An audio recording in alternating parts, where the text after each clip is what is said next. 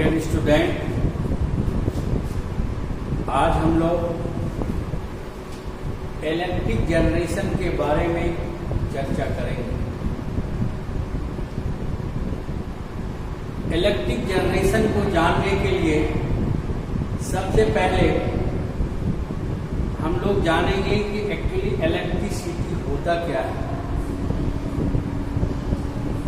Electricity के बारे में क्लास 5 से 10 तक भी पढ़ाया जाता है। उसी के आधार पर हम लोग जानते हैं कि इलेक्ट्रिसिटी मुख्यतः दो प्रकार का होता है, स्टैटिक इलेक्ट्रिसिटी और दूसरा होता है करंट इलेक्ट्रिसिटी।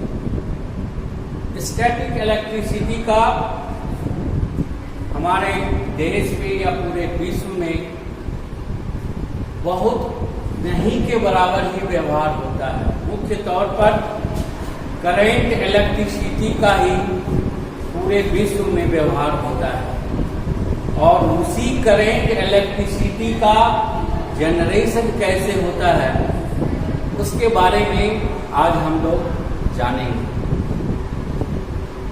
करंट इलेक्ट्रिसिटी क्या होता है? वैसा इलेक्ट्रिसिटी जिसको हम किसी कंडक्टर के माध्यम से एक जगह से दूसरी जगह कहीं भी ले जा सकते हैं, उसे हम लोग करंट इलेक्ट्रिसिटी कहते हैं।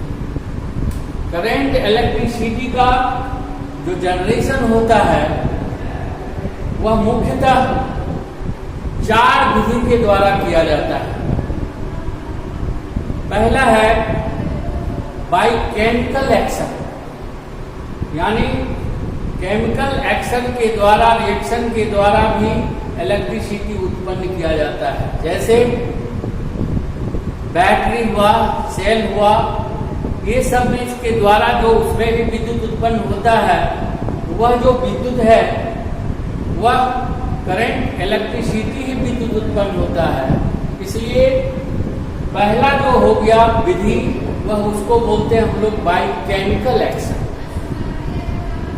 इसके द्वारा बहुत अधिक हाई मात्रा में इलेक्ट्रिसिटी उत्पन्न नहीं किया जा सकता है। छोटे मोटे कार्य के लिए हम लोग बाय केमिकल एक्शन विधि द्वारा विद्युत उत्पन्न करते हैं। केमिकल एक्शन विधि के द्वारा जो विद्युत उत्पन्न होता है वह जनरली डीसी के रूप में होता है। दूसरा विधि है by thermocouple injection. Thermocouple injection क्या है? आप लोग फिजिक्स में भी पढ़े होंगे कि जब दो अलग अलग धातु के एक एक सिरे को एक साथ ट्विस्ट करके उसको जब किसी आग की भट्टे में गर्म करते हैं तो उस दोनों धातु से जो है दूसरे किनारे में अगर हम लोड देंगे, बल्ब छोटा जलाएंगे तो उसमें करंट प्रवाह होने लगता है। तो यह जो क्रिया होता है उसमें भी विद्युत उत्पन्न होता है और इसलिए इसको हम लोग बोलते हैं थर्मोकपल इंजेक्शन मेथड।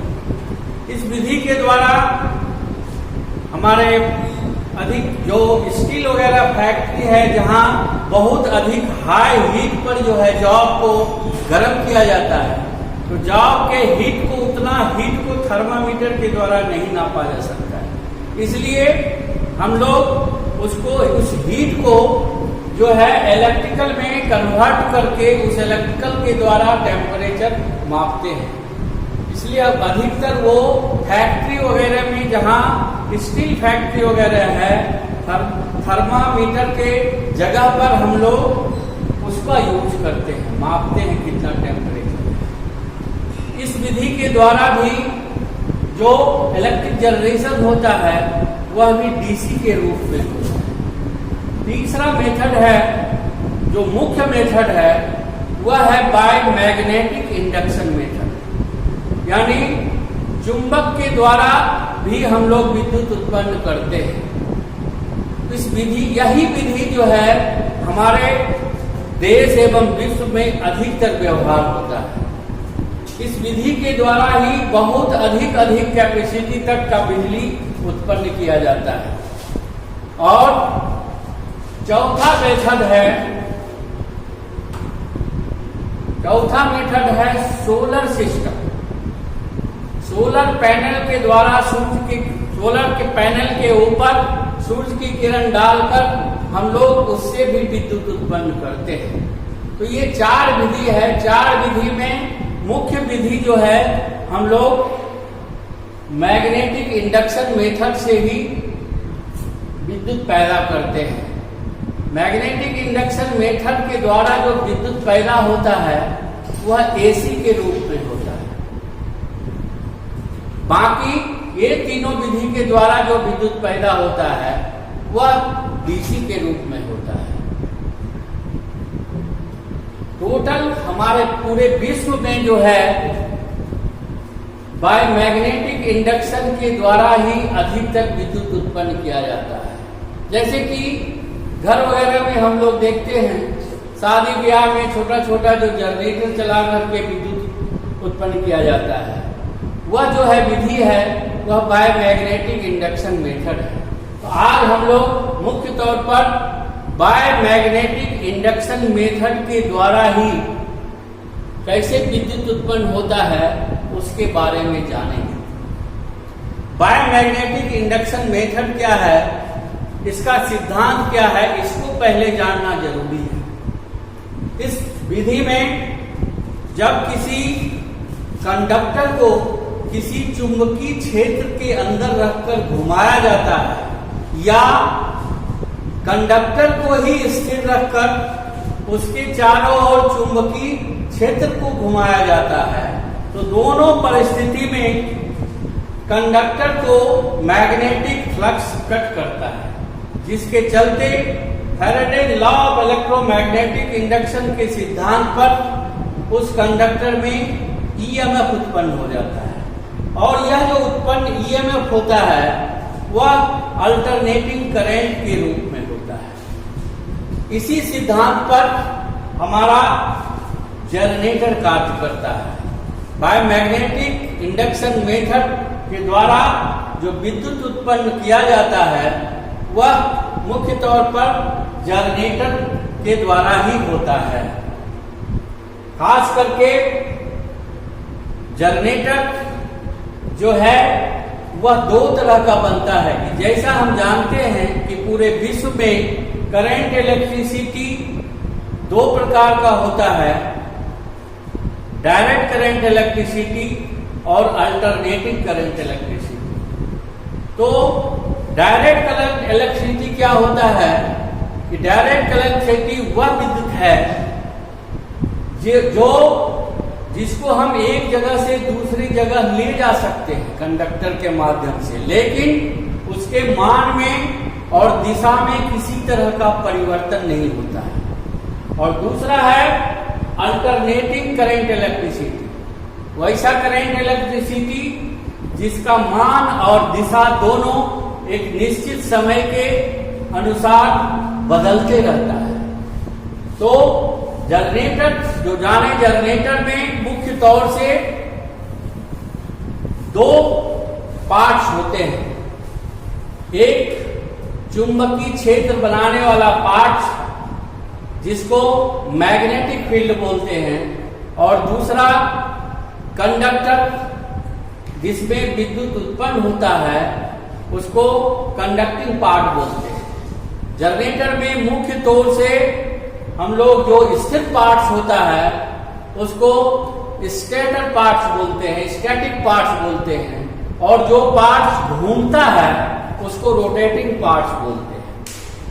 जनरेटर में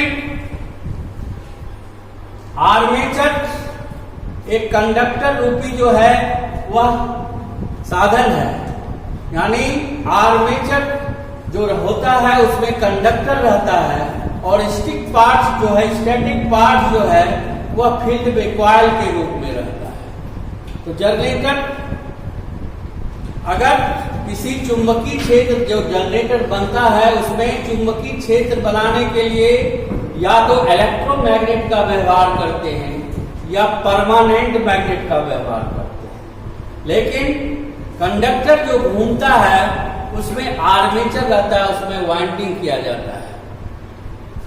उस आधार पर जनरेटर दो प्रकार का बनता है। मैग्नेटिक क्षेत्र बनाने के आधार पर जनरेटर मुख्य तौर से दो प्रकार का बनता है। पहला हो गया permanent magnetic field type generator और दूसरा होता है electromagnetic field type generator. Permanent magnetic field type generator में उसके स्टेटर में अस्थायी चुंबक परमानेंट मैग्नेट रख दिया जाता है और उसी के बीच में आर्मेचर रखा जाता है। पर चुंबक के द्वारा हम जैसा जानते हैं N और S पोल के बीच चुंबकीय फ्लक्स निकलता है और वह चुंबकीय फ्लक्स उसके अंदर जो रोटर रखा होता है उसको घुमाया जाता है, उसके रोटर को कंडक्टर को कट करता है आर्मेचर को, इसलिए उस आर्मेचर में ईएमएफ उत्पन्न हो जाता है। यह जो ईएमएफ उत्पन्न होता है वह एसी के रूप में होता है। तो इस तरह हम जाने कि वह जो है परमानेंट मैग्नेटिक जनरेटर में खास करके मैग्नेट का जो चुंबकीय क्षेत्र जो बनाने वाला पार्ट्स है उसमें परमानेंट मैग्नेट रखा जाता है। इस विधि के द्वारा चूंकि परमानेंट मैग्नेट है उसके चुंबकीय फ्लक्स को कम और अधिक नहीं कर सकते हैं, इसलिए इसका अधिकतर व्यवहार जो है छोटे छोटे जनरेटर में यूज किया जाता है। जैसे साइकिल वगैरह में डायनमो जो बोलते हैं साइकिल वगैरह में उसमें जो जनरेटर वह भी जनरेटर है, लेकिन वह जो है permanent magnetic field type generator होता है। लेकिन हमारे पूरे भारत और विश्व में पूरा इंडस्ट्री जो है इलेक्ट्रिकल में चलता है, इसलिए बड़ा बड़ा जनरेटर जो बनता है अधिक कैपेसिटी का उसमें इलेक्ट्रोमैग्नेटिक फील्ड टाइप जनरेटर बनता है। इलेक्ट्रोमैग्नेटिक फील्ड टाइप जनरेटर में फील्ड के लिए जो है इलेक्ट्रिक बाहर से देते हैं उसमें डीसी सप्लाई, उसका मान हम कम और अधिक कर सकते हैं, यानी फ्लक्स का जो है मात्रा हम उसको घटा सकते हैं बढ़ा सकते हैं। इसलिए इस तरह का विधि का जो है इलेक्ट्रोमैग्नेट टाइप जनरेटर जो होता है अधिकतर पूरे विश्व में बड़े बड़े कैपेसिटी का जो बनता है इलेक्ट्रोमैग्नेट फील्ड टाइप जनरेटर ही बनता है। इलेक्ट्रोमैग्नेटिक फील्ड टाइप जनरेटर में मुख्य तौर पर दो पार्ट्स होते हैं, एक फील्ड वाइंडिंग और दूसरा होता है आर्मेचर। फील्ड वाइंडिंग में डीसी सप्लाई देते हैं इसलिए वह इलेक्ट्रोमैग्नेट बन जाता है और आर्मेचर जो है वह कंडक्टर होता है, या तो उसको घुमाएंगे मैग्नेट को स्थिर रखेंगे इलेक्ट्रोमैग्नेटिक को, या कंडक्टर को अगर स्थिर रखते हैं तो फील्ड को ही घुमाएंगे।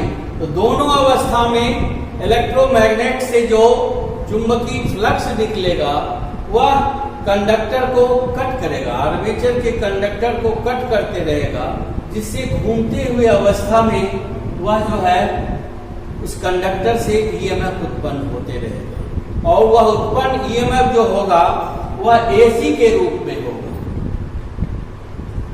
यही है इलेक्ट्रिक जनरेशन। इसी विधि पर हम लोग अधिक चर्चा करेंगे। खास करके इलेक्ट्रिक जनरेशन जो होता है एक अलग जगह पर होता है, कहीं घनी आबादी में उसको नहीं बनाया जाता है। इलेक्ट्रिक जनरेशन में जैसा जानते हैं कि जनरेटर को अगर हम घुमाएंगे तभी वह विद्युत पैदा करेगा, तो उस घुमाने के साधन जो होते हैं उसी के आधार पर generating station, electric generating station का नाम रखा जाता है। जैसे पहला है hydel power station. Hydel power generating station क्या होता है, उसमें इलेक्ट्रोमैग्नेटिक टाइप फील्ड जनरेटर रखा जाता है, उसमें वाटर टरबाइन लगा करके जल यानी वाटर का जो सोर्स है उसके ऊपर छोड़ा जाता है प्रेशर से, जिससे जनरेटर घूमने लगता है और वह एसी विद्युत पैदा करता है। दूसरा है thermal power station. Thermal power station क्या होता है, उसमें ही हम लोग इलेक्ट्रोमैग्नेटिक जनरेटर को घुमा करके ही विद्युत पैदा करते हैं, लेकिन उसमें घुमाने का जो साधन है वह वेपर के प्रेशर से घुमाते हैं, वाष्प के प्रेशर से घुमाते हैं। और वाष्प बनाने के लिए उस जनरेटिंग स्टेशन में पानी को गर्म करके वाष्प बनाया जाता है। तो पानी को जो गर्म किया जाता है, जिससे हीट जो पैदा करते हैं, उसमें कोल का इस्तेमाल किया जाता है, इसलिए उसका नाम थर्मल पावर स्टेशन रखा गया है। तीसरा होता है electric generating station nuclear power station. Nuclear power station में भी जनरेटर को घुमा करके ही विद्युत पैदा किया जाता है और बहुत अधिक मात्रा में ये सबसे विद्युत पैदा होता है। इसलिए जनरेटर के घुमाने का जो साधन है, उसी साधन के आधार पर उसका जनरेटिंग स्टेशन का नाम रखा गया है।